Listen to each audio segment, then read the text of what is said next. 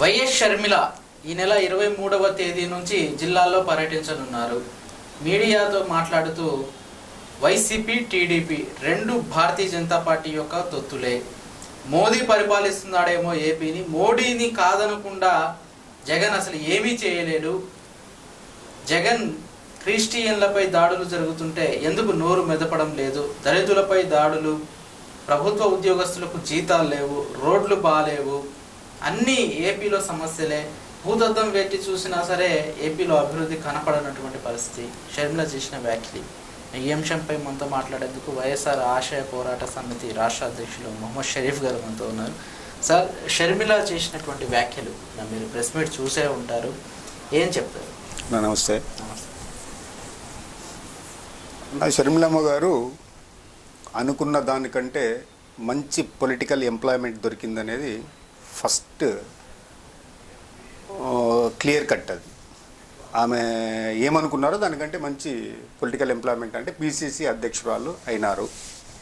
ఒకటే ఇక్కడ ఆలోచించాల్సిన విషయం ఏమంటే, రాజశేఖర్ రెడ్డి గారు చనిపోయిన తర్వాత ఈ రెండు తెలుగు రాష్ట్రాల్లో ఉండే తెలుగు ప్రజలు తన సొంత ఇంట్లో పెద్ద మనిషి తన తండ్రికి చనిపోతే ఎంత బాధపడతారో అంతకంటే ఎక్కువగా కోట్ల మంది బాధపడ్డారన్న విషయం ఇక్కడ గుర్తించుకోవాల్సిన అవసరం ఉంది.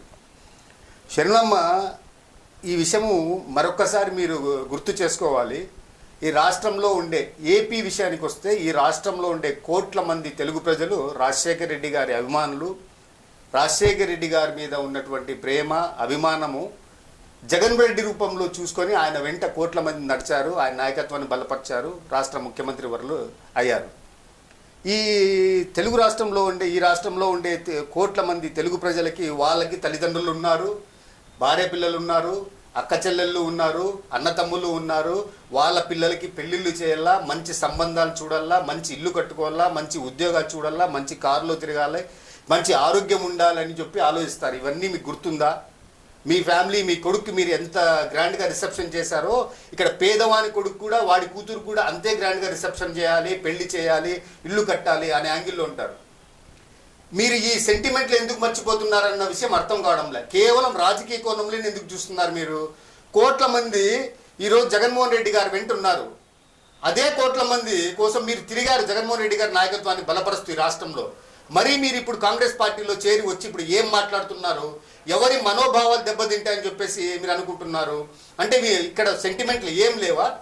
కేవలం ఇక్కడ ఉండే ప్రజలకి పూర్తి స్థాయిలో కన్ఫ్యూజన్లో పెట్టేశారు. మీరు ఎవరి వెంట నడచాలి, ఏం మాట్లాడుతున్నారు, జగన్మోహన్ రెడ్డి గారు ఎవరు, షర్మిలమ్మ గారు ఎవరు, అసలు ఇప్పుడు రావడం ఏంది, ఈ టైంలో రావడం ఏంది, ఈ మాటలు మాట్లాడడం ఏంది, మేమేం మాట్లాడాలి కూడా అర్థం కావడం లేదు. మీరు ఏం మాట్లాడుతున్నారో మొన్న పిసిసి అధ్యక్ష పదవి తీసుకున్న వెంటనే స్టార్ట్.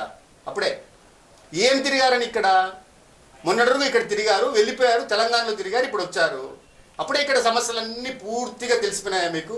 ఇక్కడ ఒక్కటే క్లియర్ కట్, మీరు రాజశేఖర్ రెడ్డి గారి కూతురనే అభిమానిస్తారు. ఇక్కడ ఇప్పుడిప్పుడే గ్రామ స్థాయి నుంచి రాష్ట్ర స్థాయి వరకు ఇప్పుడిప్పుడే పేద బడుగు బలహీన వర్గాలు ప్రజలు 3 పూట్ల తింటున్నారు, పిల్లలకి స్కూళ్ళకు పంపిస్తున్నారు, మంచి బడిలో మంచి హాస్టల్స్లో ఉంటున్నారు, మంచి డైట్ దొరుకుతుంది, ఇంటి దగ్గరికే వచ్చి వైద్యం చేస్తున్నారు. ముసలి వాళ్ళు, వికలాంగులు, వితంతువులు, కార్మికులు, కర్షకులు వీళ్ళందరూ ఒక్క స్థాయికి వచ్చి నిలబడ్డారు. ఇప్పుడు మీరు వచ్చి కన్ఫ్యూజన్లో నెట్టేశారు వాళ్ళకి. ఇంతకంటే దౌర్భాగ్యం ఇంకేమన్నా ఉందమ్మా? ఆ పక్కనున్న వాళ్ళు ఏం స్క్రిప్ట్ రాసిస్తున్నారో తెలియడం లేదు. అసలు మీ వర్షన్ ఏంటి? మీరు ఏం చేయాలనుకుంటున్నారు? ఇక్కడ అంతా డిస్టర్బ్ చేయాలనుకుంటున్నారా, లేకుంటే వీళ్ళ కడుపులు కొట్టాలనుకుంటున్నారా?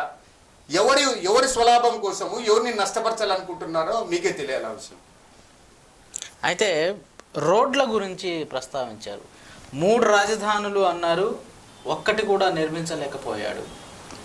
అమరావతి అని చంద్రబాబు నాయుడు మోసం చేశాడు, గ్రాఫిక్స్ చూపించాడు. Bharatiya Janata party, YCP, TDP ఈ 3 పార్టీలు ఒక్కటే, కాంగ్రెసే ప్రత్యామ్నాయం అనేది ఆవిడ చెప్పుకొస్తున్నారు. అన్నా కనీసము షర్మిలమ్మ గారు రాష్ట్రంలో ఇంకా దేవుడు నిన్ననే పార్టీ బాధ్యతలు చేపట్టారు. మీరు తిరగండి, ఫస్ట్ తిరగండి, రోడ్లు చూడండి, ఊర్లు చూడండి, గ్రామాల్లోకి పోండి, వాళ్ళతో మాట్లాడండి, మాట మంది కార్యక్రమాలు పెట్టుకోండి, వాళ్ళ సాధక బాధకాలు తెలుసుకోండి, వాళ్ళకి అడగండి ఏమొస్తున్నాయి సంక్షేమ పథకాలు. అప్పుడు తర్వాత మీరు మాట్లాడినా మీ మాటకు విలువ ఉంటుంది, బలం ఉంటుంది. ఏమీ లేకనే అప్పుడే మైకులు దొరికాయి కదా, జనం వచ్చారు కదా, మంచి వేదిక దొరికింది కదా, జాతీయ పార్టీలో ఉన్నాం కదా అని చెప్పేసి మాట్లాడింది మీకంటే మాకే ఎక్కువ తెలుసు. మీరన్నా రాజశేఖర రెడ్డి గారి కూతురుగా బాగా ఎస్టాబ్లిష్ అయినటువంటి ఫ్యామిలీలోకి వచ్చి కంఫర్ట్గా మాట్లాడుతున్నారు. మాలాంటి వాళ్ళు 14 సంవత్సరాల నుంచి రాజశేఖర రెడ్డి గారి బ్యానర్ పెట్టుకొని పనిచేస్తున్న వాళ్ళం. అన్నీ వదులుకొని, అన్నీ A to Z అన్నీ వదులుకొని పనిచేస్తున్న వాళ్ళం. మేము రైటా మీరు రైటా అనేది ఒక్కసారి క్వశ్చన్ మార్క్ వేసుకోండి. మీరు ఇప్పటికీ నేను చెప్తున్నా, ఇప్పటికీ పొలిటికల్ ఎంప్లాయ్మెంట్ లేని వాళ్ళు మాత్రమే మీ పక్కకు వచ్చి చేరుతారు, కేవలం పొలిటికల్ ఎంప్లాయ్మెంట్ కోసము. ఈరోజు మీ వేదిక మీద ఉన్న పెద్దలు మొన్నటి వరకు ఎక్కడ పోయినారు మాట్లాడడానికి? ఇప్పుడు వచ్చి మరి మాట్లాడుతున్నారే. రాజశేఖర రెడ్డి గారు ముఖ్యమంత్రి ఉన్నప్పుడు క్యాబినెట్లో పని చేయలేదా? ఇప్పుడు అంటే ఇప్పుడు మళ్ళీ కొత్తగా మీరు వచ్చారు కాబట్టి ఇప్పుడు మళ్ళీ ఒక ఫోటో పెట్టుకోవాలి, ఎవరిదన్నా రోజున పెట్టుకొని ఫోటో పెట్టుకొని మళ్ళీ పొలిటికల్ ఎంప్లాయ్మెంట్ అనేది సృష్టించుకొని ఇప్పుడు పొలిటికల్ ఎంప్లాయ్మెంట్ వస్తుంది కదా, మళ్ళీ స్టార్ట్ చేయాలి. వాళ్ళ వ్యాపారాలు, వాళ్ళ వ్యక్తిగతమైన పొలిటికల్ కెరియరు, వాళ్ళ స్వలాభము, వాళ్ళ టీము, వాళ్ళ కోటరీ, వాళ్ళ నెట్వర్క్ అంతా ఇప్పుడు బలపడడానికి వాళ్ళ ఒక ప్రయత్నం, చిన్న ప్రయత్నం. అంతేగాని రోడ్లు బాగలేవా రెండు ఒకసారి చూపిస్తా.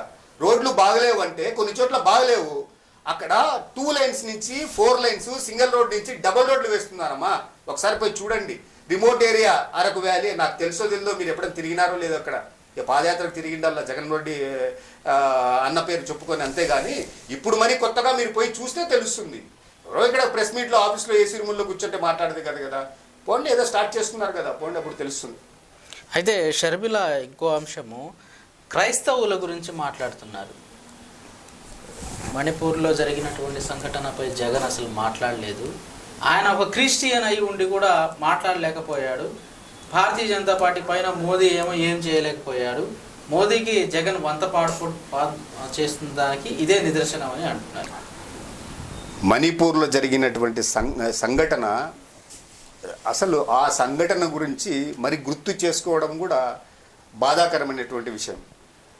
దేశం కాదు, ప్రపంచం మొత్తం ఆ సంఘటనని వ్యతిరేకించింది, ఒక వర్గం తప్ప. ఆ వర్గము ఎవరనేది ఆమెకి తెలుసో తెలియదో కానీ మణిపూర్ సంఘటనకి స్పందించలేదని మీరు అంటున్నారు. ఇక్కడ ఎన్ని కార్యక్రమాలు జరిగాయో మీకు తెలుసా? ఒకసారి వైఎస్ఆర్సీపీకి సంబంధించినటువంటి నిరసన కార్యక్రమాలు ఇవన్నీ ఎన్ని జరిగాయో తెలుసా? ఒకసారి ఆ సంఘటన జరిగిన తర్వాత లేటుగా వెలుగులోకి వచ్చిన కొన్ని సంఘటనలు, ఒక మహిళకు సంబంధించిన సంఘటనలు వచ్చిన తర్వాత ఎన్ని కార్యక్రమాలు జరిగాయో ఒకసారి మీరు వెనక్కి వెళ్ళిపోయి బేరీజ్ వేసుకోండి. ఇంకొక విషయము, మీరు ఇక్కడ మరి కొత్త సబ్జెక్ట్, మరి ఏది క్రిస్టియానిటీ, ఇదేనా మళ్ళీ కొత్త సబ్జెక్ట్? రాజశేఖర రెడ్డి గారు ఫోటో పెట్టుకొని ఆడ రాజశేఖర్ గారి బిడ్డ అని చెప్పుకొని మళ్ళీ ఇదేనమ్మా మీరు? కులం డబ్బు ఈ రెండేనా? ఇవి రెండు కాదమ్మా. కులం డబ్బు కాదు, మనుషులు. ఈ కులం అనే దాంట్లో కులాన్ని బేస్ చేసుకొని ఎందుకు మరి మాట్లాడుతున్నారు క్రిస్టియానిటీ అనేది? ఇక్కడ పేదవాళ్ళు దళితుల్లో ఉన్నారు, బీసీల్లో ఉన్నారు, అగ్రవర్ణాల్లో ఉన్నారు, మైనార్టీల్లో ఉన్నారు, అన్ని కులాల్లో ఉన్నారు. జగన్మోహన్ రెడ్డి గారు కులం ప్రస్తావన ఎప్పుడు తయారు, ఇది గుర్తుపెట్టుకోండి, ఎప్పుడు తయారు. పేద బడుగు బలహీన వర్గాల సంక్షేమం ధ్యేయంగా నాడు రాజశేఖర రెడ్డి గారు పనిచేశారు. అదే బాటలో నేడు జగన్మోహన్ రెడ్డి గారు ఇంకొక అడుగు ముందుకు వేసి పనిచేస్తున్నారు. మీరు మాట్లాడిన మాటకి నాలాంటి వాళ్ళు సమాధానం కాదు కదా, కింద స్థాయి నాయకుడు కూడా ఎవ్వరు సమాధానం ఇవ్వరు. ఆ వర్డే యూజ్ చేయకూడదు. మీరు నిజంగా పొలిటీషియన్ అనుకుంటే పిసిసి అధ్యక్షుడిగా పదవి తీసుకున్నారు, ఆ వర్డ్ ఎందుకు యూజ్ చేస్తున్నారో నాకు అర్థం కావడం లేదు. క్రిస్టియానిటీ అనేది ఇప్పుడు అవసరమా అమ్మా ఆ మాట? క్రిస్టియానిటీ అనేది అది మీకే తెలియాలి, మీరు ఎంతవరకు కరెక్ట్గా మాట్లాడుతున్నారో ఏమో అనేది. Right sir, thank you so much. So ఇది చూస్తూనే ఉండండి PETV.